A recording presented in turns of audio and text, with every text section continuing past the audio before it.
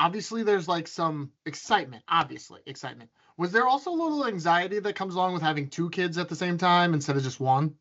Yeah, I wanted to throw up. Fair I enough. did. Fair I enough. did not feel good.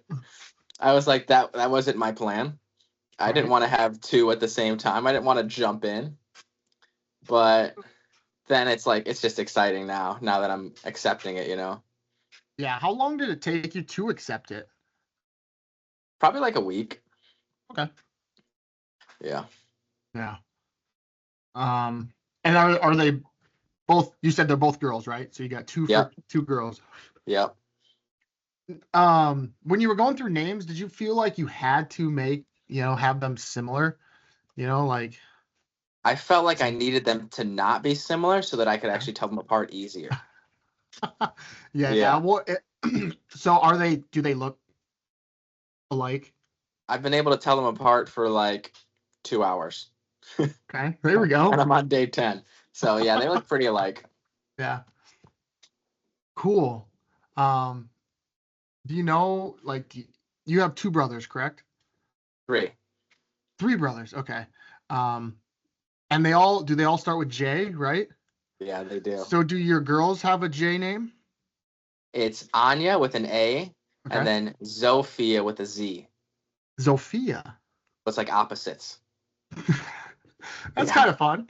Was hmm that did you do that on purpose, I assume? Maybe? Um, it was just one of the options. They wouldn't need to be opposite. The other one we were Yeah. thinking of was Katarina, but then we're Yeah. like, okay, Katarina. Then people are gonna maybe call our girl Kitty Cat or Kitty or Cat, and it just didn't really feel right. Yeah. Wow. So how'd you come up with those two names? I think we got the second one just through an app, Yeah. and then the first one, I think my wife just came up with it. Honestly, she's Polish, so she wanted like Polish themed names, and I was like, yeah, it beats like a Shelby or a Madeline, you know. Shelby. Huh. It's awfully close to Helby. Is that taking a shot at my name? No. uh, no, that's great. I mean, so far, I guess, how has it been adjusting to having two at the same time? I'm sure it's been a lot, but how's it been? It really just means that there's no break. Yeah. Like I was talking to my wife the other day and I was like, okay, like if we're just thinking logistics, does it Mhm. make sense for you to do the entire night's feedings and I take care of every other thing, dogs, house, chores, food, whatever? And it didn't because if you do it all by yourself, each feeding is an hour because it takes like 30 minutes to feed each kid. So then if they're getting fed at 12 a.m. midnight, at 3 a.m. and 6 a.m., so it's 12 to 1, and then 3 to 4 and 6 to 7, Mm. and then you're just not sleeping. Right. Whereas it could be when it's both of us, it's 12 to 12:30, it's 3 to 3:30. So Okay. the adjustment there is like, okay, we need to get the numbers down. We need to plan things because otherwise we're Mhm. going to be here all day. Yeah. Did you seek any guidance from another pair of twins that you might know? Gosh, they're come on the tip of my tongue. I think there's Tom and Terry Brands. Yes, yes. I actually didn't seek guidance, but the joke I was thinking of the whole time was I was going to send them a picture and be like, here's Tom and Terry, Moody. But then That's funny. it ended up being girls, so it didn't really work out. Yeah. Before you found out, did you joke that you were gonna name them Tom and Terry? I did. I did. Yeah. Was your wife like, if they happened to be boys, was your wife on board with the names Tom Not and at all. Terry? No? Not at Okay. all. She would actually get Uh, mad. really? Yeah. Yeah. As it wasn't her vibe. uh, well, I guess speaking, as we said something about your family, so you got three brothers. How's the order go? Are you the oldest? Are you the middle? Or where do I you rank? am second youngest. Okay. No, I think that's how it works out. So it goes Josh was the oldest, Okay. then Joey, then me, and then Jacob is the youngest. Okay. Nice. So four of you. And how far apart are you? My oldest, the oldest is 7 years, Joey is 5, and Jacob is 4 years younger than me. Okay. So it's kind of And a range. yeah, where are they at? Joshua is in Milwaukee. Okay. Jacob is in either Tennessee or Kentucky. He's in the military, and he never explains it in a way that I can understand. So I can never remember it. And then Joey's in Wisconsin somewhere. I'm not sure the exact city. Really? Yeah, he just Yeah, no clue. No clue. And where are you at? You still I in am in Iowa City? Coralville, Okay. so right outside Iowa City. Yeah. And what's your wife do? My wife works for a medical device company. So to make it not more as complicated, she works for a company that sells a camera that tells diabetic people if they're going blind, but the camera is AI. Wow. And she'll go to clinics and train them in how to use it. So yeah. But she Wow. teaches yoga for fun. Yeah. Okay. There we go. Wow. How did she get into that? Because that seems like something that was just with AI, being kind of a newer Yeah. technology, like it hmm has to be something that's been recent for her. Am I wrong? She's been there either 2 or 3 years now, and Okay. we have a friend who she swam with in college who got a job at this company before her, Okay. and so she just made a move there. She used to be in sales, Yep. and she liked the competition of it, Okay. but she also didn't like how the pay wasn't consistent, you know? Correct. Yeah. So she likes the competition, but she wants consistency, and it's like, well, you're not going to really get that in sales. Yeah. Right. Hmm. Wow. And so did you two meet at Iowa? Yep. Okay. So Keegan Shaw was Okay. my roommate, and he was like dating on and off one of Nicole's friends who was also a swimmer. So it was like a swimmers and wrestlers hanging out. Wow. Swimming. Is there a lot of parallels between swimming and wrestling? Like, were you able to kind of chat with her about some of the similarities and how it's an individual sport? It's really about It's pushing yourself. it's similar in that way, but then it's also crazy because like, okay, yeah, I spent 10 plus years in a wrestling room, and so now like it's funny because like I'm in the same city and it's like, okay, there's stuff going on this night, like what? But the parallel there is swimming. She spent 20 years looking at the bottom of a pool. She spent 20 years looking at a black line. No music, no sound but her breathing. And it's like, talk about boring. Yeah. And so some people may think wrestling is boring. You're in a room, you're not going outside, it's hot, it's sweaty. But you get different partners, you get different Mhm. moves. There's 4 strokes in swimming. That's crazy. Yeah. What was her stroke of choice? She was best at backstroke. Really, I tried backstroke. I work at a YMCA and we have a pool, and so we taught some swim lessons for a little bit, and I tried the backstroke, the worst. Like out of the four, that is the worst stroke. I just can't. Like I suck. I Yeah. almost sink. You know. Swimming's hard. Yeah, yeah. Um, what about you? Are you able to, hang a little bit? What I've had her teach me how to swim. I already knew how to swim, but I've had her like refine my technique. There you go. And she swims about 3 times as fast as me. So if I'm just going down from one end to the other, she'll go down, back, down. And I'm like, oh, okay. So this isn't me mental toughness beating you. Nope. You just got me. Have you trained her in foot sweeps or anything like that too? I have, and it's funny, we actually wrestled maybe like a year ago, and I was just hitting all this crazy stuff. And I was just really taking advantage of it. But it's funny because there was one time in an apartment we lived in. I had DeSanto and his girlfriend over, and I Mhm. taught Nicole how to hit an outside step. And she's got long arms. She's taller Mhm. than me. Yep. And so I show her how to hit it, like maybe months before this, and we're all hanging out in the kitchen.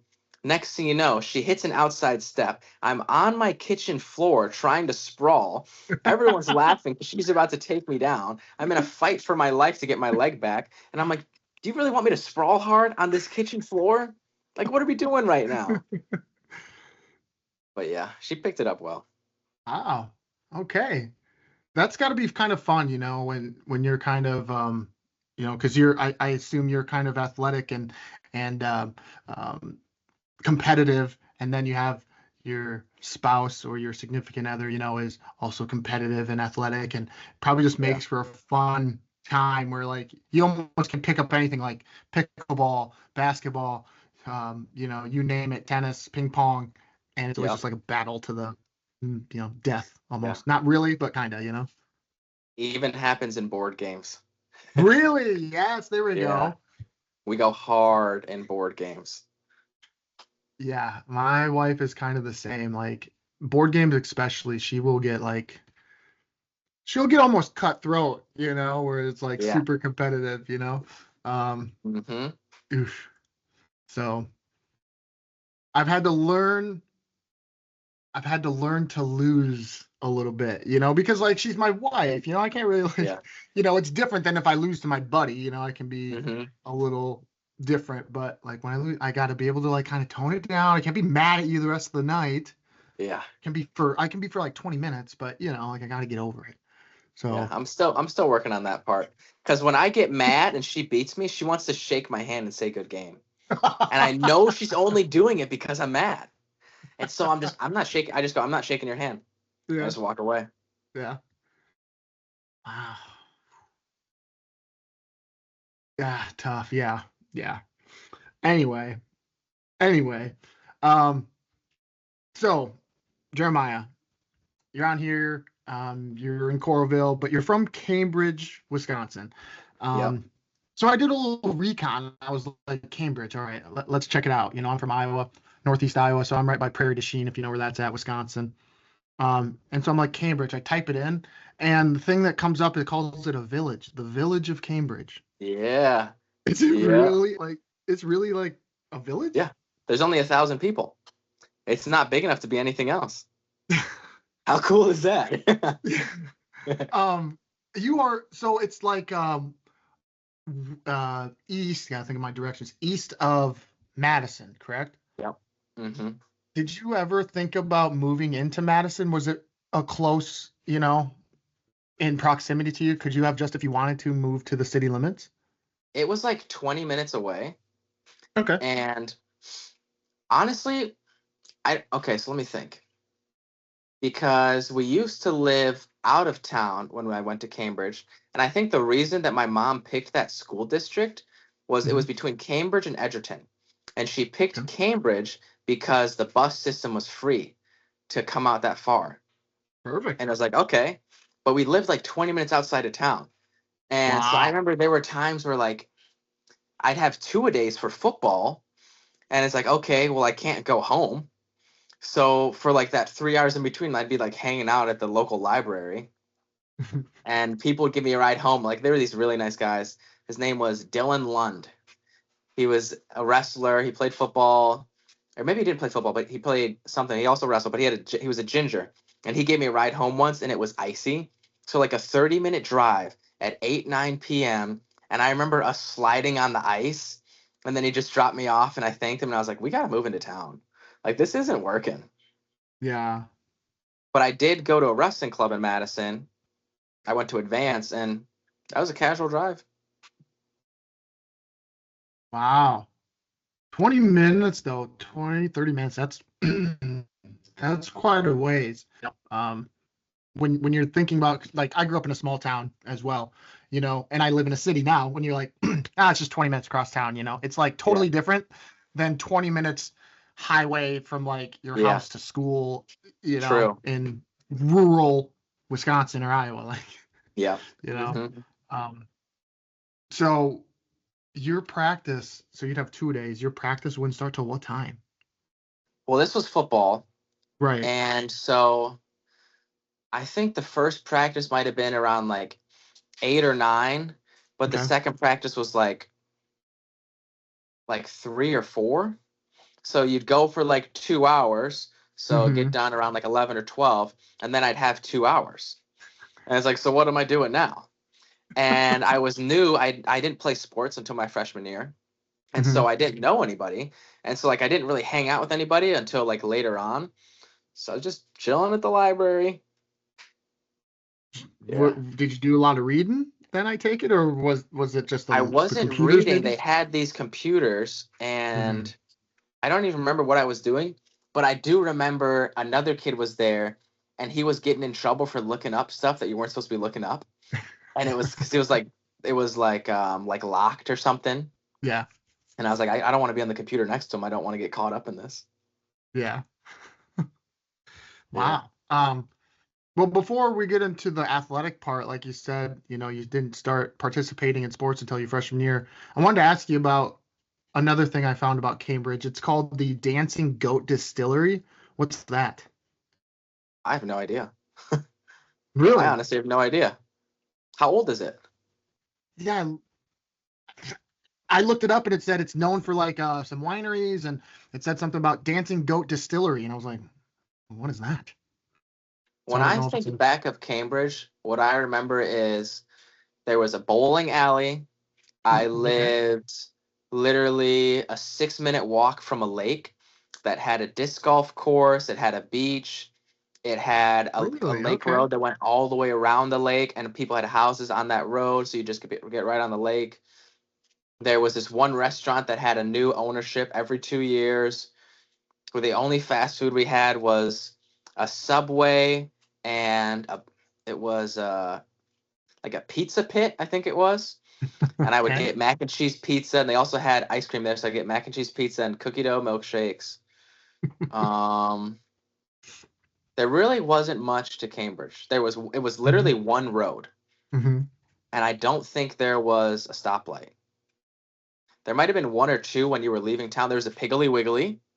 Okay. Yeah, Yes. so that was cool. There was, I think, a Matt Kenseth, like museum right on the edge of town. Really? Is he from Yep, there, apparently? I think he is. If I remember it right, you should Hmm. probably fact check me. But yeah, they're really, I don't know anything about a distillery. Hmm. Well, anyway. Um, I'm gonna yeah, I look was that just up. curious. Yeah, I was just curious about your hometown, like you said, it's 1,000 people, kind of a humble small town. That's kind of where I'm from. It's Monona. It's probably at 1,500 maybe people, 1,200, 1,500 people. Um, no stoplights. Yeah. So I was just Yeah. curious kind of what what it was like growing up in a town like that, and um with three older, not older brothers, but three brothers, were you did you guys get into mischief and all? Well, it was, so we moved there when, okay, so let me think of all the math. Okay. So my mom and dad only had me and my younger brother. Okay. So my older two brothers each had a different mom. Okay. And so that's why the Joey, I don't know where he lives. He kind of just said, see ya, peaced out on the family. Josh lived with his family in Waukesha, and he had a stepdad. So if I think about it, we were in Waukesha through third grade. Fourth and fifth grade was in Milwaukee. And then I did 2 months of sixth grade and then skipped the rest because I went to seventh grade in Cambridge when we moved. So seventh through senior year, so 12 to 17, it was me, my brother Jacob, and my mom. And the whole vibe of Cambridge was, it was like there was nowhere good to eat. Like I really didn't realize what good food was until college. Like I remember being with my high school girlfriend. Mhm. I thought it was fine dining when we went to Olive Garden. I was Yeah, like, sounds this about is right. amazing. This is so good. Like we would drive to go get there and it'd be the best time of our lives. Like IHOP was quality. Yeah. Yeah. Were you entrenched like because you were close at that point to Madison, being like a Badger fan, or were you into sports in general before you actually started participating in sports? I really wasn't into sports at all. Really? Okay. I know that when I was younger, I was in judo maybe for like 3 years. Really? And it was maybe like 8, 9, 10, or 6, 7, 8. I'd have to ask my mom. But the strongest memory I have is we had like a scrimmage or whatever against people on our team, and I was going up against a guy who I guess was like my little rival at the time, and he just ran up and headbutted me, and I started Okay. crying, and I'm pretty sure I quit after that. Yeah, fair Yeah, enough. and then I think I did kung fu after that for maybe 2 years. And then another crazy thing, like our sensei, he like you had like this staff that was his, and he cut it into three pieces, and he gave it to like his favorite students, and I got one of the pieces. And 10 minutes later, my piece was gone. Another kid had stole my piece, and so then I was done with kung fu, and then I didn't play any sports until high school. And I remember when we were in the country in this A-frame house. This was like when you could record shows on the DVR, and that was like big, but you Hmm. could only record two shows at the time. So if you were recording two shows, you had to watch one that you were recording. And Yeah. I would record so many shows to watch that I couldn't watch anything live. So before I moved into town, I was just watching TV, just playing video games and watching TV. Yeah, hey, no shame in that. I loved good video games, growing up. Tony Hawk Pro Skater, Need for Yes. Speed, Yeah. 2K, Blitz, NBA Jam, also I could go on. But what was yours? You played some video games growing up. What kind of sucked you in? Games that sucked me in were the ones that it was a grind. So like role playing games like Oblivion, Mm-hmm. Oh, wow. Skyrim, Fallout, games where you could put in 40 hours in a week, or Wow. one that is more niche, old school RuneScape. Yep. Oh my gosh. Oh, I Yes. hammered that. And so then, like, fast forward in college, I had to make myself quit video games because one year we got like our per diem checks, like you're on winter Mhm. break, you get it. We got $500 at Thanksgiving one time. I immediately the next day bought an Xbox One, Fallout 4, and I put in 40 hours over 1 week where we didn't have school. And I was like, okay, I'm working out twice a day and I still had time to play video games for 40 hours. I should stop. And then later on, another year, I started playing RuneScape again, and I would Mhm. just have it going during class.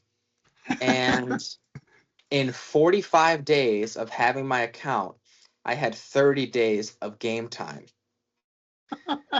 I would have it going when I was in class. I would have it going when I was in the bathroom. I would Mhm. have it going when I was in the shower. I would reach out and click.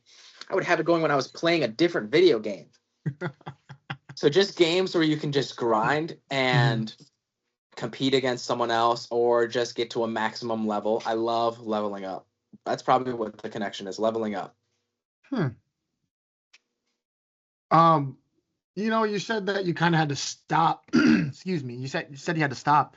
I mean, but was it hard to stop? Because I feel like was it also sort of like your safe space out of athletics? Like you're grinding, you're 2-a-day Yeah. practices, wrestling. Like this is your time.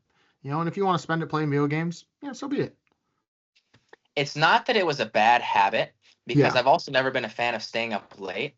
It was more so like if I put in 40 hours, this is eventually what it turned to is like if I put in 40 hours into a video game, Hmm. and especially for like these online games, so like I also when I was in like third, fourth grade, I played a lot of World of Warcraft. And so the thing Oh about those yeah. games is, yeah, awesome games. But the thing about those games is they could just turn off the server one day, and what do you have to show for the hours you put in? Yeah. Right. So I was like, what do I even do with that? Like obviously you have the great memories, but it's like, okay, can I put even half of that time into something else? And I also was a huge reader, so I really just replaced the video games with reading, and then I would just hammer books. So yeah. Yeah. I found that out the hard way. I put in a lot of hours, maybe not that many hours, but I put a lot of hours into one of the NBA 2Ks fairly recently. I don't know, 2020 or something, 2018. Um, but every few years they turn off the servers to that 2K, and Yeah. so it eventually came to a point where like I couldn't get any of my stuff.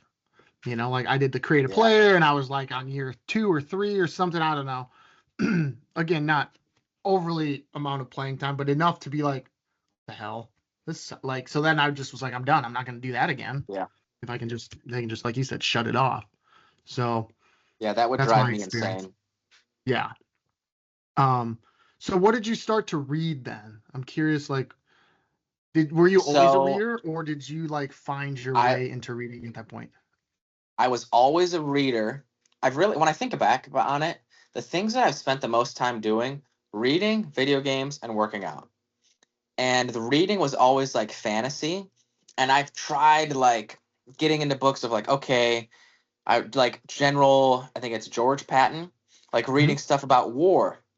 And they're saying like all the different types of guns and all the different strategies. Just not that cool to me. Yeah. Or I've tried reading like, okay, I'm black, let's read Black history. So I read like the biography of Malcolm X and then something on Martin Luther King Jr. And it's just not as cool as Dragons and Magic. Fair It's just enough. not as cool. Yeah. And I can just hammer fantasy books and sci-fi books. And so Dune, do you know what Dune is? The movies that Yep. just came out recently? Yep. Yep. Okay. Hold on, I'll show you this. So Dune, the main series is 7 books. And the guy who wrote it, he wrote 6 and then he died and his son and a buddy took over. And then they went and filled in a bunch of other series. So I've got 18 of the, Oh, so from here to here, and even this one's like a comic book, but I hammered those books. those are thick. Yeah, love it. Absolutely love it. Or um on this side, this is what I've been getting into lately. A buddy recommended this to me, and this one is about a guy who he he's in a world on Mars, and there's a class system, like a hierarchy based Okay. on your hair color. So the red people, people with red hair are like slaves. People with gold hair are like the rulers. Okay. And he goes through like a whole journey of he's red, but they remake his body so that he can basically cause a revolution and become a gold. So it's like they break his bones and make them longer. It's like some Wolverine type stuff. So he levels up and then he conquers the world, but then he gets captured and tortured and then he's got to rebuild his body again. And I just love it. Wow. What's the what's that? Is that a series then? Yeah, that's called Red Rising. I kind of gave a summary of like 4 books right there, but it's cool. Yeah. So, what about a court of rose and thorns? That seems like kind of Yes. up your alley. Yes. Yeah. So that's how my wife got into reading. Oh, there we go. Okay. And turns out she likes fantasy as long as there's smut. And I'm like, you're just reading it for the smut. You don't care about that there's fairies or a guy who can use dark magic. You're just in it for Mhm. the smut of you read 200 pages for a kiss to turn into a makeout. Busted. Yeah. Dang. Okay. So if I asked you, to kind of give me a few like 3 or 4 series of books that you would recommend, what would they be? Okay. So I would recommend, let's say I'm recommending this to someone who maybe isn't that into reading, but Mhm. something could hook them. Yep. I would go Red Rising, go The Way of Kings. So Red Rising is Pierce Brown. That's a series. The Way of Kings is Brandon Sanderson. And then there's another. I wouldn't tell people to read Dune just because it's complex. Um, Honestly, I probably wouldn't even go past those 2 series because once Okay. you get into those 2, that's where you're like, oh, I just read a 1,400 page book and I Oh wish it was God. longer. Yeah. So Warner's been getting into reading like this past year or 2, and we've been reading Yeah. the same books.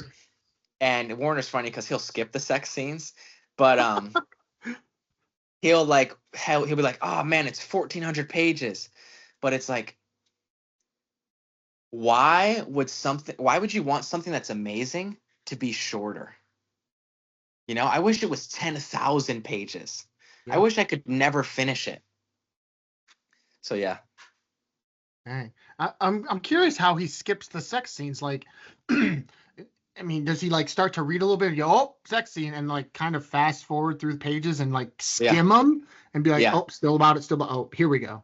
Okay. Yeah, he will. Hmm. Because he also read A Court of Thorn and Roses. And I think like book 4 or 5, it stops being fantasy. And it's really just smut. There's like a 10-page, not exaggerating, there's a 10-page sex scene. And even I'm reading, I'm just kind of like, I get it. Yeah, right. Can we get back to the magic now? Hmm. Hmm. Sheesh.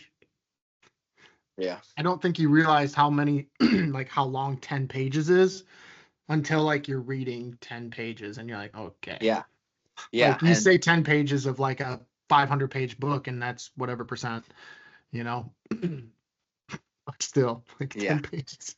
And it's funny because I have some friends. So I do personal training now, and I've got a bunch of female clients. And so they listen to it. And I'm like, okay, it's got to be weird listening to it, because then the people are making them, they're just reading, they got the tones and the enunciation. Mm-hmm. And then they go, there's even like the expanded audio version where they make the sounds. And I'm like, no way. and I'm saying to my clients, I'm like, you're walking around the house doing chores, listening to sex scenes. No wonder you're doing all these chores. No wonder your house is so clean. You're walking past your 4-year-old kid. Yes. Oh, Yes. okay. Well, okay. No, that's funny. That's funny. Speaking of that, that's one thing I did want to talk to you about. So you're ATG certified coach. You're an ATG certified coach. What does that mean? What does ATG mean? Basically, ATG stands for Athletic Truth Group. Okay. So it's a group, or it's a style of training, basically a style of lifting weights that was popularized by a guy named Ben Patrick. His social media name is Knees Over Toes Guy. And his story was all along the lines of like, he was super slow, he was super weak, but he trained super hard. He had a bunch of knee surgeries and knee pain by the time he was like 10. And it was his journey of like, okay, so he trained under a guy named Charles Poliquin, who I think, correct me if I'm wrong, is like the most credentialed strength coach in history. He had multiple Olympic champions in different sports. And so, yeah, he's a strength coach. He's not their actual sport coach, but different sports means you have to know different styles of training that athlete. Mm-hmm. And so, okay, you're looking at a guy, Ben Patrick, who has he has a artificial kneecap because one knee is so messed up and had surgeries on. The other knee has a bunch of torn, like ACL, MCL. I'm not sure exactly what's torn. I don't think he disclosed it. But then he shows videos of what he looked like in college when he was the slowest person on the team. And then he's sprinting and he's dunking. And so the reason I got into it is COVID happened, and I had chronic back pain for like a decade, to the point where I had gone into the modalities of like ice, heat, stem, massage, acupuncture, cupping. And I wrote a list of every exercise that used my back. And I was like, okay, those hurt my back. The only thing I can do is the stuff that makes my back feel good, and wrestling. So I didn't do anything with my back and lifting. And then I found this stuff, and I was like, okay, and I always had this feeling. I was like, okay, people say wrestling gives you chronic low back pain, that it's part of the sport. But if wrestling gives you chronic low back pain, shouldn't every wrestler have chronic low back pain? And I Yeah. remember being on the team and being like, I feel like I'm one of maybe 5 to 10 guys with chronic low back pain, and the other 20 guys don't even know what low back pain is.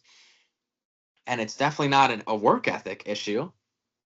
And so basically, ATG, I just figured out a different way of lifting weights, and now I don't have chronic low back pain, you know? So it was just Hmm. like, it was eye opening in the sense of you take control of that part of you where it's like, I don't have to be in pain and I don't have to get surgery. Because when you're in West, not to knock on anything, but so I'm on the team, I get chronic low back pain, I get a shot of like a corticosteroid in my back, and then the pain comes back in a week. But Mm-hmm. now it's worse because I had a week without pain, so I know what it's like. you know? And so you just start to think, okay, so what do I do when I go to the doctors and it doesn't work, Yeah. you know? And so then you're Hmm. kind of like, okay, where does this YouTube rabbit hole take me? And took me somewhere I liked. Huh. Is okay. About ATG, and is it for everybody? It sounds like it. Like yes, it is for everybody, but it also is geared towards like if you have XYZ, like this may be a route you really should look at. Does that make sense? Yes. Yes, and it's both. So think of it as ability. So let's say we're talking squats.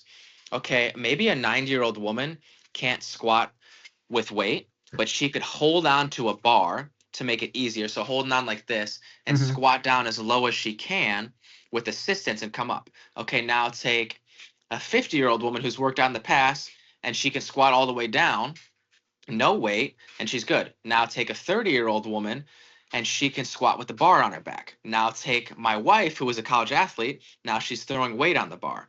So the beauty of ATG is you take an exercise and you look at it kind of as an ability and then you just scale it. So that was like the thing that I didn't really understand. I was like, okay, how am I supposed to make my back stronger if everything hurts my back? Hmm.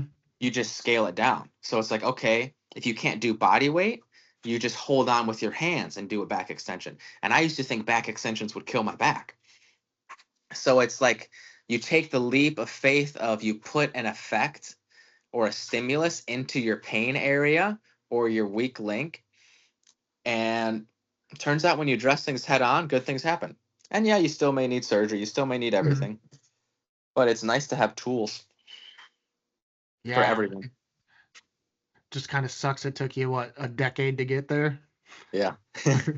How did But you go it's ahead? like better a decade than never, Yeah, you true, know? true. Hmm. How did you find this? Because it sounds like you went through, I mean, you exhausted, it seems like damn near every option you could. I exhausted every option except working on the problem.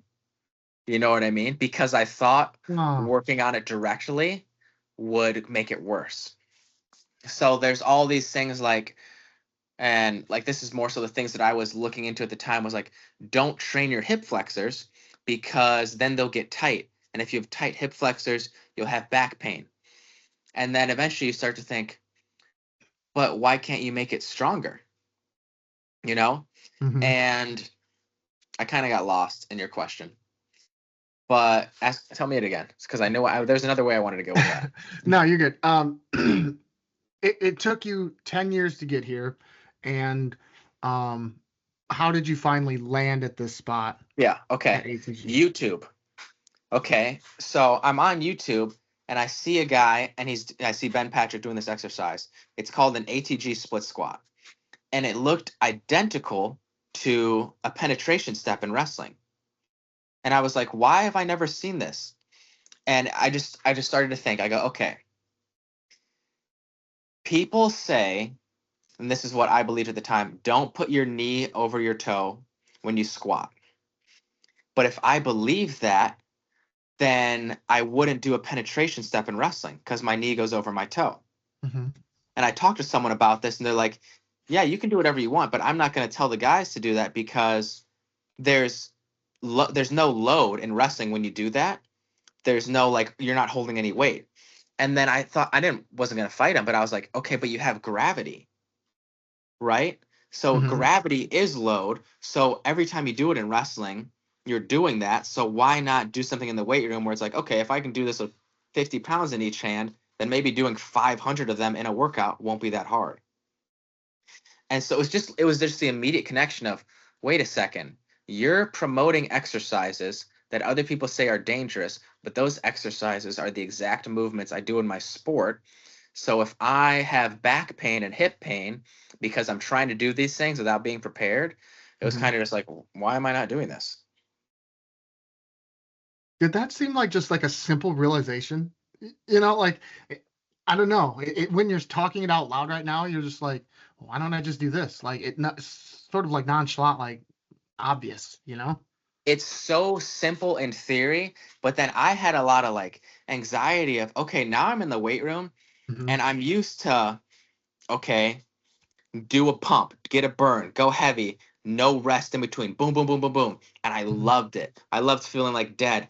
And now it's like, okay, now I'm doing something with no weight. I'm getting a big stretch, and I feel kind of like a weakling or a loser. And I'm the only person doing this. And I remember someone saying I was doing split squats on a machine. They're like, "Oh, you're doing a surfboard workout?" And they're just joking around with me, but it's like it was weird to do my own thing in a room that was a different thing, but the different thing is where I had success, but I also had pain that way. So it's like, how do I get rid of the pain, but also have the same success with a different method? Hmm. And I got out of pain, didn't have the amount of success I wanted. So that was also the lessons of like, okay, I changed it, but I went too far that direction. Not too far in the method, but too far in the, okay, here's the chill, but I also need the hard grinding stuff too. Hmm. Did you? Like this. This just seems like a lot of information that you're taking in, you know, um, and you're digesting, and like now, obviously, hindsight's 2020. But like, were you like teaching Oh yourself yeah. this stuff? Yeah, I mean, See, I would this was watch it just on trial and error. literally, I would watch it on YouTube and then Jeez. I would go do it and I would film it and I would watch in between sets to see my form, and then I'd compare that to the YouTube video, and then I would write notes on where I felt the movement, like, okay, I felt this in my right knee, not sure I should feel it that way, but I would get mad at myself. I'd be like, I'd write in all caps, change this form, don't want to Hmm. be in pain.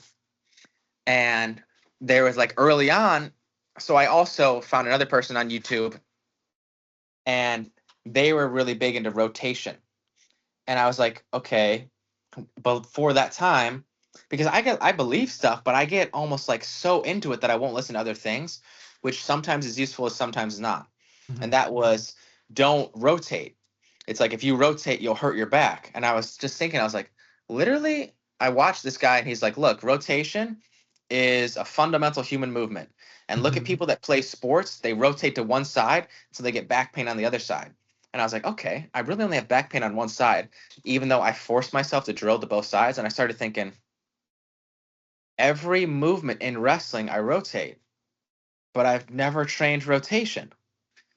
And I'm just like, okay, good thing I'm getting these epiphanies before I decide to retire from the sport.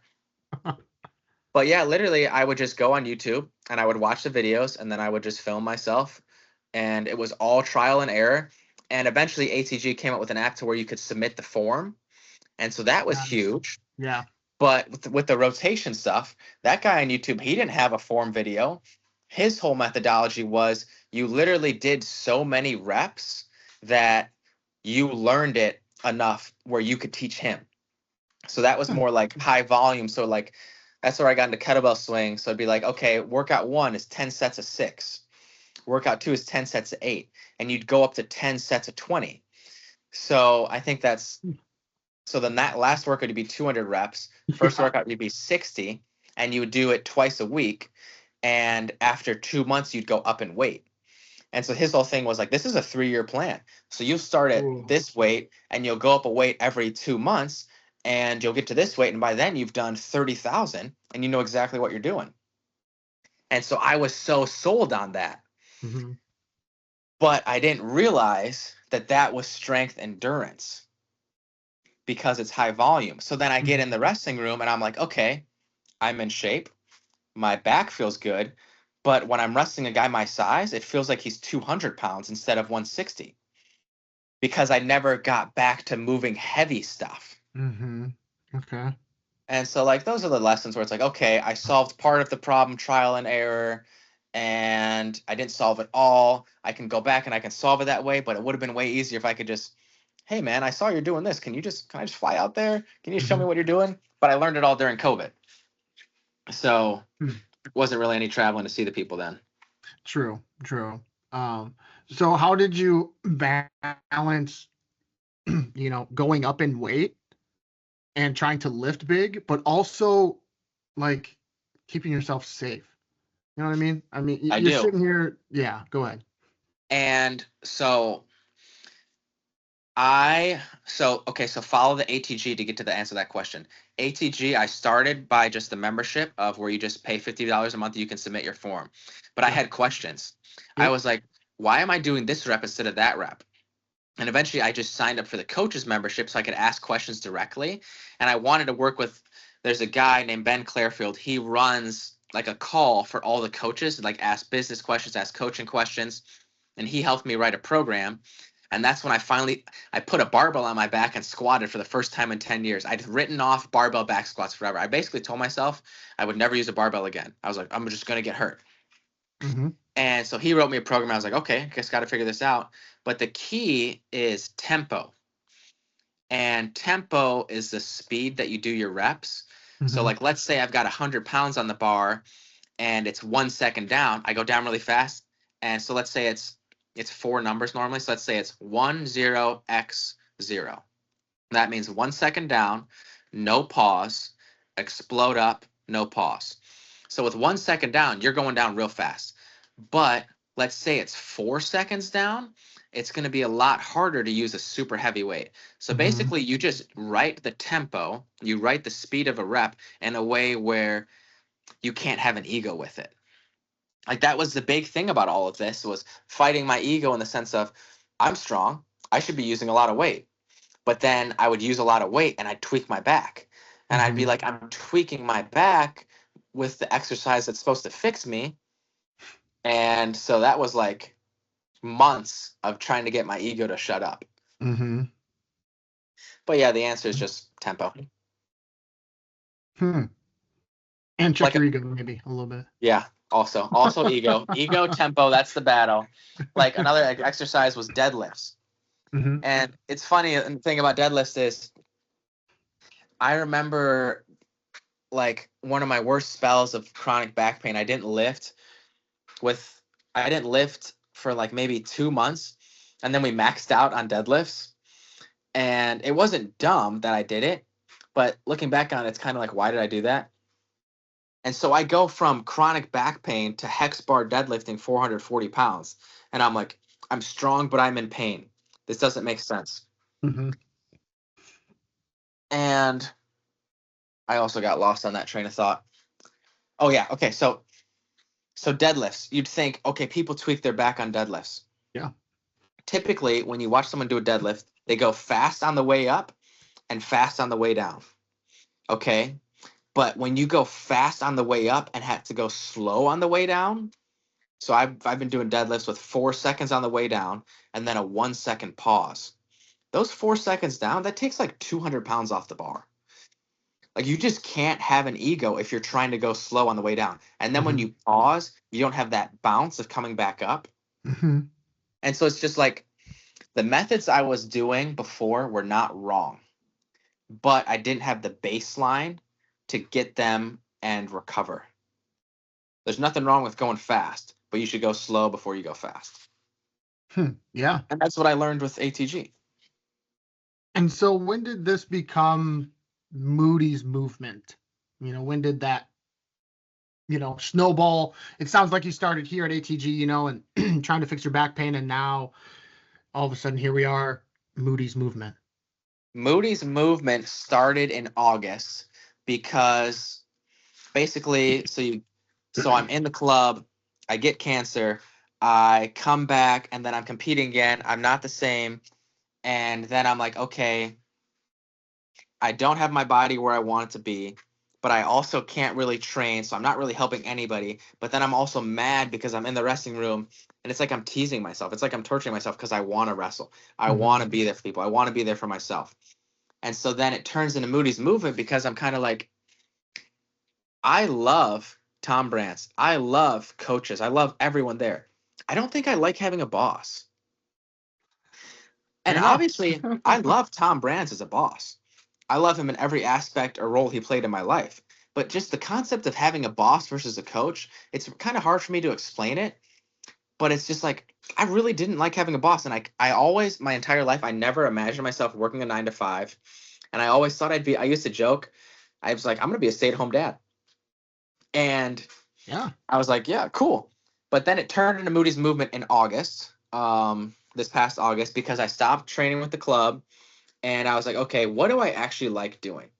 I like wrestling, Yep. but my body hurts, so I need something to pass time with my mind as I heal my body. Um, I like working out, I like dogs, and I like kids. Okay, I don't want to work at a daycare, and I have two huskies. Dog training is really hard. And then I was like, okay, that leaves working out. And I'd already been to get certified in ATG. It's a little different from most certifications. Like you can't just go do a course. You Mhm. have to do form of a specific number of exercises, and then you have to coach someone to do the same correct form. And so I had a friend who I coached her to do that form so that I could get certified.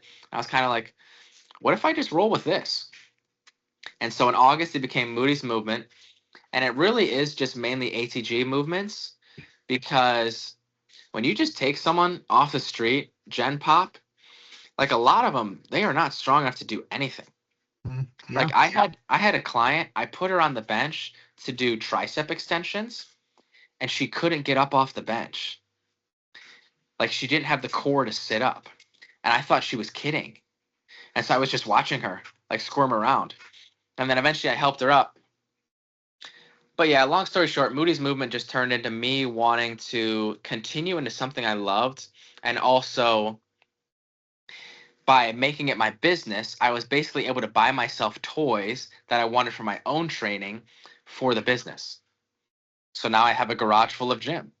And that's one of the biggest things I learned during COVID is COVID happens and we couldn't go into Carver. And I was like, COVID literally just took my home Mhm. where I went twice a day for multiple years. And I was like, so where am I supposed to work out now? And I realized that if you own the equipment and it's in your garage, people can't take your garage. True. So that's kind of True. how it all started rolling. Wow. And my other question about Moody's movement, I have a couple more, but where'd you get the logo? Like who The created this logo, logo? yeah, I just had a friend who, she's not even a designer, but I had a friend who she did yoga with my wife. She would go to her classes, Hmm. and she's some complicated word for basically she creates the protocols that tests people to see if they pass for like their psychological diagnosis and if they're approved for their meds. So kind of like I think it's a psychometrician. Yeah, weird. Ah, But all anyways, right. side gig, she helps people start their businesses. So I was the 63rd Cool. business she'd help start. And Wow. so Jeremiah was a bullfrog. I got a bullfrog tattoo, and I was Got like, it. can you just make me like a frog that's like goofy? And that's how we got it. And she just made it and just been rolling with it. I love it. I Yeah. love it. Where can people find Moody's movement and want like if they want to inquire about it, and I'll put this also in the show notes, I published the episode. How can they get in touch with you? How can they buy merch? Because Yeah. like the logo, the Moody's movement shirt itself is sweet. So like, I mean, even if you're not doing a client, like Yeah. buy a shirt. Yeah. So kind of all that stuff. Okay. Yes. I will say first thing, the shirts run big. So anyone, if you think you're a large and you're iffy, get one size down or check the sizing. But Instagram is the best place to find all my stuff. I have a YouTube and I have a TikTok, but Instagram is where I do it best. And it's either I think it's Moody's dot movement, and that's where I post my own training. That's where I post my clients' training. That's where I post animated versions of my family because my wife doesn't want pictures of her and the kids on the internet. Fair, And yeah. then I have a link in my bio for the store with all the merch. Perfect. Yes. Moody's movement. Is it also for, say, like senior citizens who are just trying to stay active and want Yeah. to be able to, I don't know, walk up and down the stairs with a basket of laundry or something like that? Yep. My oldest client is 74. Oh, wow. Okay. And when she came to me during her first workout, I was like, what's your background? Sports, anything? And she's like, this is my first workout ever. And I was like, What?" this is your first workout ever? And so she's cool. Like I'll have her doing bicep curls with like a 2 pound plate. She's like, oh, I really feel that. Like that really gets the muscle. Like this is way better than physical therapy. And I'm like, cool, keep coming. And she's funny because she'll bring her husband because her husband drives her to the sessions. And Hmm. so he'll just like be sitting in the corner watching me put her through a workout. It's cool. But yeah, I'll take anyone. And that's like the beauty of ATG because so you just take that bicep curl Hmm. and put it on someone who's training to be the best in the world. You add more weight, or so let's say I'm holding it this way, have Hmm. them hold it this way. Hmm. And so now you're working a muscle that's probably weaker, or put a fat grip on it. And so now you're working your grip harder. So it just really taught me how to scale everything. And when you know how to scale everything, you know your path to everything. And you can literally scale any part of your life. It's like, okay, I want to build my business. Okay, I need to start with one person. And then I help one person most, and then I built it two. It's just gradual. But yeah, I'll work with anyone. Okay. Um, in your opinion, in your expert opinion, what is an overlooked area of the body or maybe like an underutilized exercise that wrestlers don't do enough or don't spend enough time working on, in your opinion? I would say the two main areas would be your hip flexors and your hamstrings. And I think for hip flexors, so the ATG split squat is basically what your penetration step is. But if you think of your stance, you're always bent over. Hmm. Okay. So what I learned early on that I still stuck with is what you do in your sport, you kind of have to balance that out in the weight room, not just to make you more functional, but just so you're not in pain. So ATG split squat, because your hip flexors get longer, you get more flexible, you'll get lower in your stance. Then you work your hip flexors the opposite way by making them stronger, which is just as simple as stand on one leg, lift your other leg, strap an ankle weight to that leg. Um, and then the other one would be your hamstrings. And so everyone, sorry if you hear my laundry machine, it's super loud right now. But so deadlifts, RDLs, power cleans, that's all hamstrings. But that's hip extension. So that's when you bend over and stand up. There's something called knee flexion, which is literally curling your foot to your butt. And so if you just hop on a hamstring curl machine once a week and go hard for a couple sets, and you do that for 5 years, you're set. You're rolling. You're way better off than most people. And it's been proven that the muscles in your hamstrings that are worked in knee flexion act as like a secondary ACL. So the Hmm. stronger you are behind your knee, it makes your ACL stronger. And so those are just things where it's like I'd seen them or done them maybe 4 or 5 times over my college career, but I'd never implemented them into like Yeah. weekly, do them a lot, hammer them, try to get stronger at them. And it's just stuff where I imagine most people are pretty weak. Yeah. Did you tell Spencer Lee about that? About the I extra? didn't because it's kind of like that's the thing about wrestling. You think I'm going to go up to a guy who's tore his ACL 3 times but won 3 national titles and an Olympic silver and say, you should be training this way? And here's another crazy thing about Lee. Okay, so Lee is a right leg lead. He hits that right side high crotch. Okay, if you think about when you're in on a right side high crotch, your right knee is on the mat, your left foot is planted. You don't want your left knee on the mat, and you're driving to your right, and your right hand's on the knee, and your left hand's going to be going up the butt. Hmm. Okay, Lee shoots his high crotch, and he comes up with his right knee. So his left Really? knee's on the mat, and his right knee is up. And I asked him once, he didn't even know he was doing it. And then I went and tried it for a while, and I was just getting pinned by Ironman constantly when I was doing it.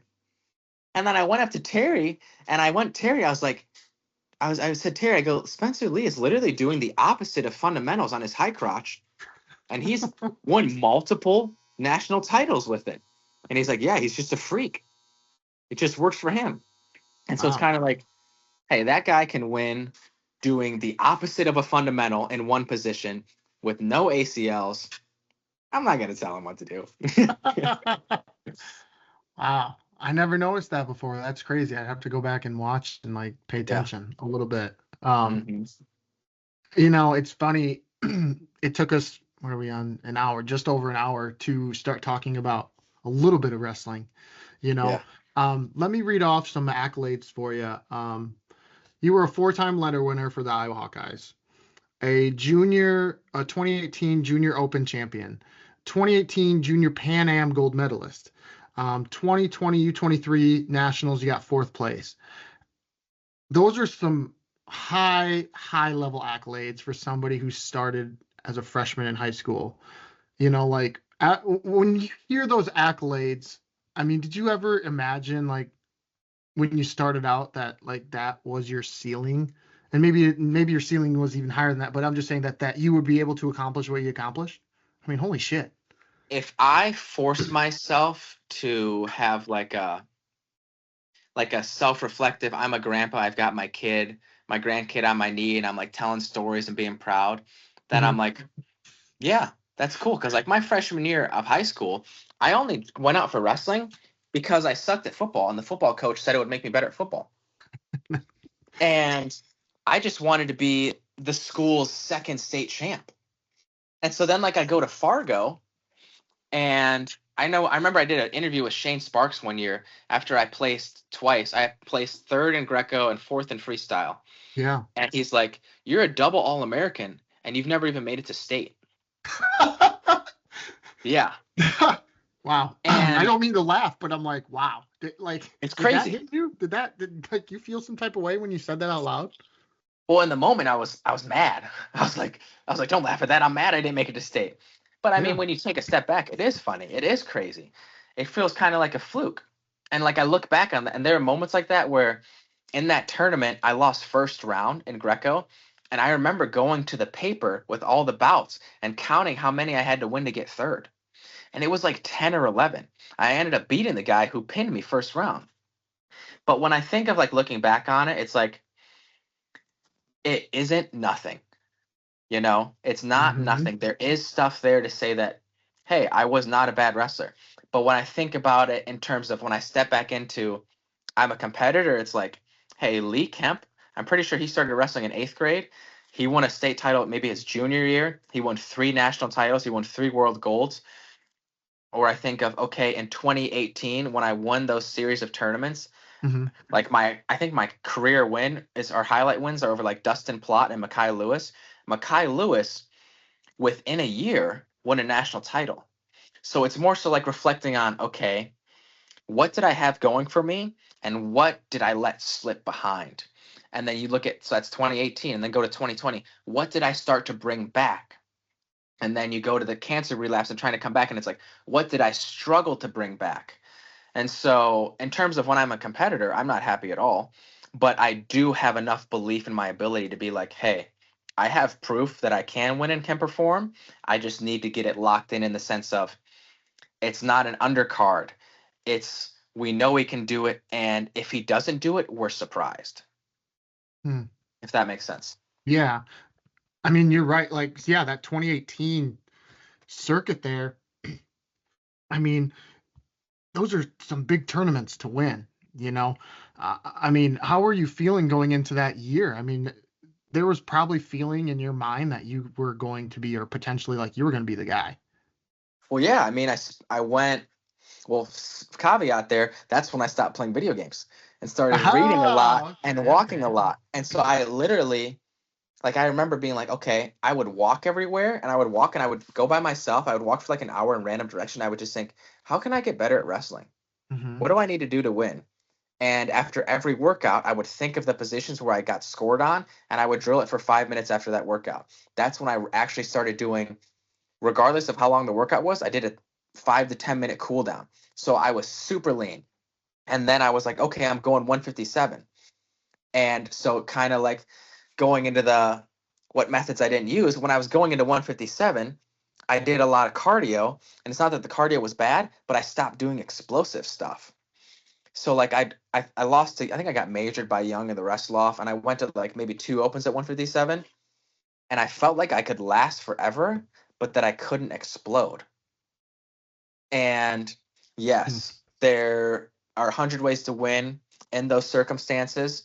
But thinking back on it, if I could change it, outside of changing the mentality of find a way to win with what I have, it'd be like, why don't I do some explosive stuff? Like, why didn't I do stance in motion and try to hit a shot as explosive as possible? Why didn't I jump? Why didn't I try to do anything fast? Like, why didn't I do cardio where it was a bike sprint or actual sprint and then do something slow? And so it's kind of like looking back on, okay, did I have things lined up in the way I thought they were going to be? Yes, but I didn't have them lined up as well as I thought. Hmm. Hmm. Does that sort of like when you think about that or say that out loud, um, does that like piss you off that you didn't know that then, or does it, do you just let it roll off because like there's nothing you can do about it? Like what it, it seems like you have a lot of knowledge now that like if you had 5 years ago, I mean, we'd be talking German, you know, we Yeah, don't, we don't know. And that's where I think um I think on one side of things it makes me mad, but on the other side of things it's like who cares? Because a lot of people, I've just had some people make the excuse of, oh, he beat me because he's been wrestling longer. And it's like, dude, I've been wrestling. You guys have been like when I was in college, my first year of college, that was my 5th year wrestling, you know? So I'm wrestling guys that have been wrestling for 15, 20 years, and I'm Mhm. winning, not always in the room, but I'm winning at open tournaments. I'm Yeah. beating those guys. So it's kind of like it doesn't matter. Like, okay, bring it back to Lee. Maybe there was a way to not have as many injuries, but he made it not matter. Okay, so then the lesson there is one, it make it not matter for myself, but two, let's say I'm 27 and I want to come out of my retirement. Okay, where were the gaps? And I use like when I use the self-reflection as one, how to address things now, but two was like the rage of I can do better. So I need to do this. You know what I mean? It's just Mhm. infinite motivation, but I don't let the motivation slip into coulda, shoulda, woulda. Yeah. Because you can always be like, man, if I was more consistently working on my weaknesses, I could have been a national champ. But anyone can say that. Anyone can say they would have been a national champ if they did the things to become a national champ. You know, True. I Yeah. did the things to become a freestyle national champ. I did not do the things to become a folk style national champ. Hmm. And so you just have to be honest with yourself. Did I want it? Yes. Did I do enough to get it? Obviously not. Hmm. Which obviously hurts and makes you mad, but you have to use it as fuel versus you have to use it as like imagine I'm walking or running towards my next goal. You have to use it as a boost instead of a weight that I'm is pulling me back. Yeah. How'd you learn that? I mean, that seems like it's easier said than done for Yeah. you to say that and like for people to hear that, but how did you kind of put that into motion in your own life? I mean, I have to look back on like, okay, 4-year letter winner, but I was always a backup. And people can go, "You wrestled at Iowa." And I'm like, "Yeah, but I was a backup." And even the guys in the room, they're like, they don't look at you as like a backup. They're like, yeah, you were tough. You were behind a guy who was the number one seed at the national tournament 4 times. Okay, so you're not behind a chump. And a lot of people, not a lot of people, but a couple people around that era and that time would talk about how, yeah, we had a lot of guys that could have been starters at other D1 programs. And it's like, cool, but the goal is to be a national champion, so it doesn't really matter. And the long story lesson there is, okay, when you have a year where you didn't get what you want, you don't just decide I'm a backup. You know, like my senior year when I wrestled in the Michigan State duel because Marinelli took that one off to get ready for the national tournament. It wasn't like, oh, I'm just going out here for fun. It's like I'm going out here to win, and there's a chance that I could be at the national tournament. Like there were so many moments in the year where it's like, okay, you have a guy. We had maybe my junior year, the year where I started at 157, and wrestled a duel at 174. We had like 4 guys at 174 get not career, but season-ending injuries. And then eventually one guy got a season-ending injury, but rehabbed it enough to wrestle at the national tournament at 174. And so it's like you have the experience of the failure, and I remember riding the Airdyne next to Daniel Murphy, and Tom came up to me and he's like something along the lines of, "It doesn't matter how hard you work. It doesn't matter how much effort you put in. It matters if you win." And so you take the failure and you go, what are you going to do about it? And I would look at so after my first year as being a backup, I'd look at Thomas Gilman. So he was a backup his first year to Corey Clark, Mm-hmm. but then he was a stud. Sammy Brooks, Alex Meyer, they weren't starters their first year. Terry Brands was a backup his first year and then won a national title his second year. And so each step along that way, it's like, okay, I'm not going to be a 4-timer. I'm going to be a 3-timer. Then I get to my senior year, and I'm like, okay, I'm just going to be Jesse Whitmer. Back up till his senior year, then wins it. Mm-hmm. And so each step, you're not adjusting your mindset. You're adjusting your goal so it's realistic.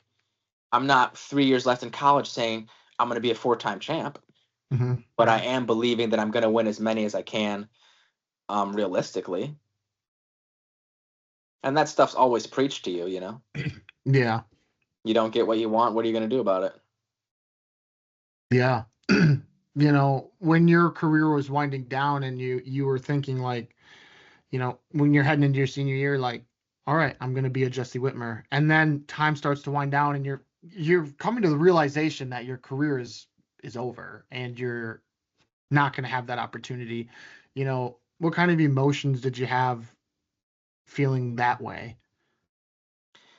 I probably tried to turn off the pain because to me, it's almost like it can feel shameful to be a Mm-hmm. backup. And then I try to, like, if I go in a spiral, I justify it in the sense of, well, if you were a starter and you weren't an All American, no one cares either. So it's like, okay, there are people that are above me, but they're an All American. But even then, that's useless. So the positive way I turned it into was it's like I would go, how many world titles do I need to win for people to forget I was a backup? You only have to win one. As soon as you're a world champ, no one cares. You know? Yeah. Like all those international Yeah. guys, they don't wrestle in college. They could have been a 20-year backup. You know? They could be 20 Yeah. years old and never win anything, but they win a world title. They're a world champ.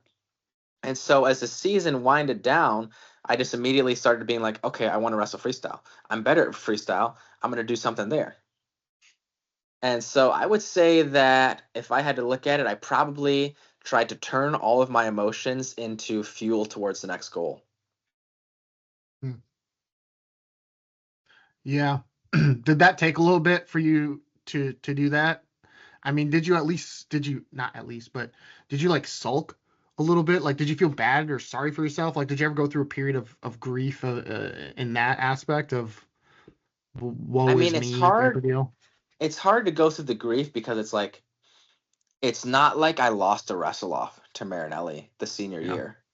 Like it's not like I was ever beating him and being like, I'm the guy. It's obviously pointing towards me. It's more so like trying to pull off the Hail Mary or trying to connect the dots in time.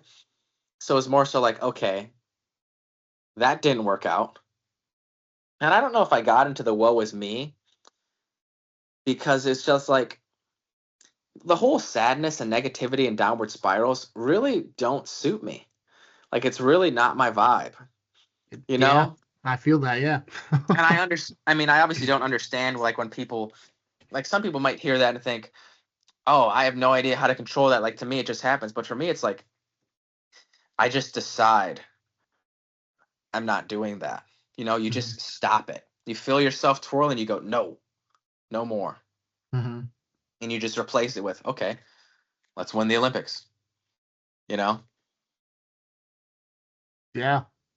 Have you always been like that? I don't think so. Um Like I don't think I was tough at all before I started wrestling. And like that story of me in judo quitting. Hmm. Um I've always liked hard work, but for a while I didn't like hard work outside of sports. And I definitely haven't always had the best mindset. I used to always have like a joking mindset, like I just didn't take anything seriously.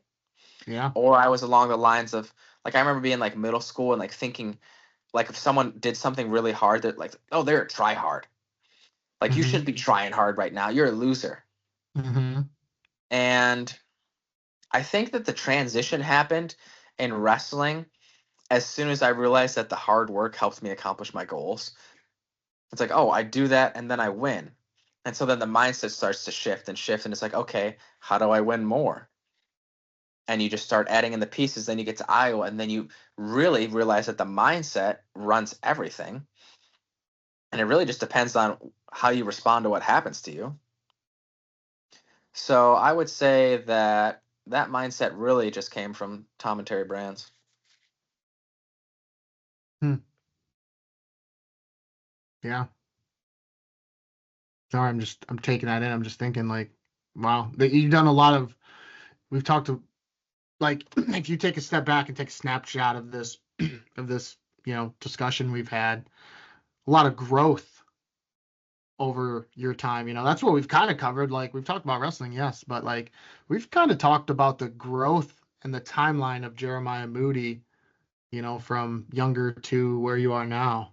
It's been kind of Yeah. interesting and fun. Like I didn't, that's why I like doing this. I never expect really know. I have an idea maybe of what we're going to talk about, but like whenever I take a step back, I never know what it's going to look like. And so this has been interesting to see kind of Yeah. like I keep doing this with my hands, but yeah.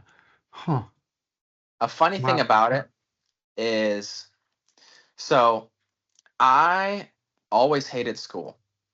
I didn't realize until my fourth year of college that you weren't supposed to hate school. Like people were just taking classes that they liked, and I was like, "What do you mean you're not supposed to like school?" And it's because I was in it for 5 years, I had to add on like a minor, and I ended up adding on another major. I added on a philosophy major. So I came in as like actuarial science. It was like this. It's the statistics of death, and I failed out of calculus. And so then I changed it to health and human phys because I was like, oh, I'll learn about the human body. And I almost was failing out of that. I failed human anatomy like twice. And then I was like, Ooh. okay, let me just pick the easiest class ever. So I picked sport and rec management. But then when I got into philosophy, I was like we can just come here and we can argue, and I'm getting class credit for that. And then like they would ask these questions and we would think, and then I would go to Terry, and I was like, Terry, I'm in this philosophy major, but this is what we talk about in these pre-practice talks. So like these people, this is class one. I'm 5 years in to philosophy. Like I basically already have my doctorate in this stuff in these undergrad classes. And so it's just like you're talking about the transition of everything. And a lot of the things that people learn in life, I got from wrestling. I got from those pre-practice talks. Who would have thought that you could basically get your own philosophy major just listening to Terry talk every day for 5 years? Yeah. Hmm. Yeah. And now it seems like so that was your minor, right? Philosophy? I ended up getting it as a major, so I ended up with two Oh, majors. major. Oh, yeah, and you had sports rec and management as your minor. No, that was the major too. So it was sports and Gotcha. rec management was the first Okay. major, and then I was doing philosophy as a minor, and then I was like, if I just add in one more class each semester, it'll be a major. So I did that.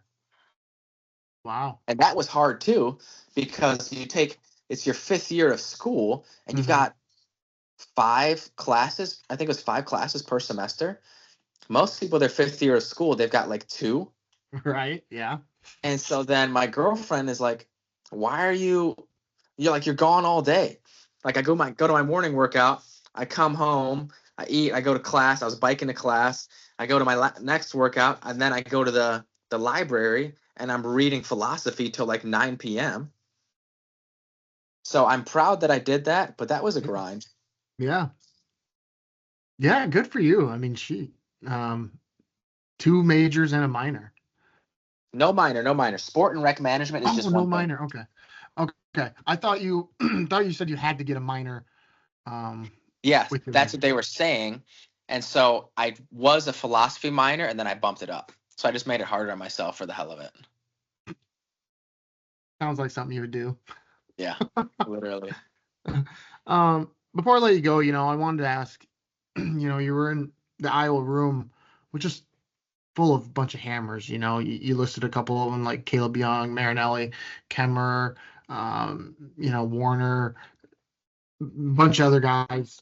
You know, was there one or two of them that was just like impossible to take down? I've scored in 9 years between the two of them on Sam Brooks and Brandon Sorensen, probably a total of 20 points. And I was wrestling Brooks. I probably wrestled Brooks 200 plus times. Wrestled Sorensen 100 plus times. Mm-hmm. Just guys like Brooks, hand fighting was so hard. And so like I'd look for an opening, but I would take like an opening that wasn't my best move. So like look, an overhook duck, not my best move. But a guy gets an underhook on me for an hour, I'll try it. Yeah. Brandon Sorensen, that guy does not get out of his stance. Literally so hard to get that guy out of his stance. But then you got guys like Michael Kemmer. Michael Kemmer could literally have one finger on my leg and he would finish. And I could not get my leg back. Like I would wrestle a guy like Kemmer some days. Like if I wrestled him on like a Monday, I would get done with that workout and be like, I don't know how to wrestle. I got beat so bad I don't know how to wrestle. Or a guy like Nelson Brands. Nelson Brands, his thing is I wrestled him once and he basically gave me frequent flyer miles. He threw me so many times in 2 live goes. He threw me like 12 times. He would get one finger on my leg, and then a blink later, I would be flying through the air. So those are some really tough guys. Yeah. Yeah. And but at the end of the day, you were scrapping with them. I mean, you were right there with them with the best of them. Yeah. Does that give you kind of a sense of pride, to show how far you come and what you were able to get out of wrestling and how If I good if you I were?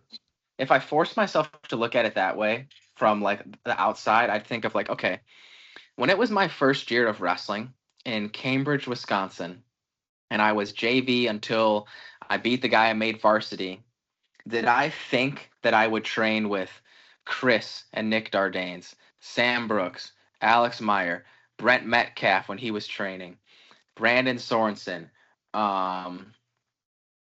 Like, did I think that I would end up training with multiple time Americans, multiple time national champions, multiple time world medalists? No clue.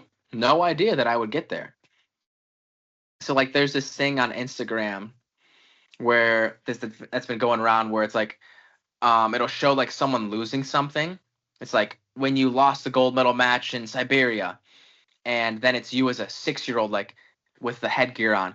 We're wrestling in Siberia, and so if I could list all of the people that I got to train with in the trenches, like if I could just like the amount of all American honors, the amount of world champion gold medals, the amount of all that stuff, it'd be like that is pretty cool.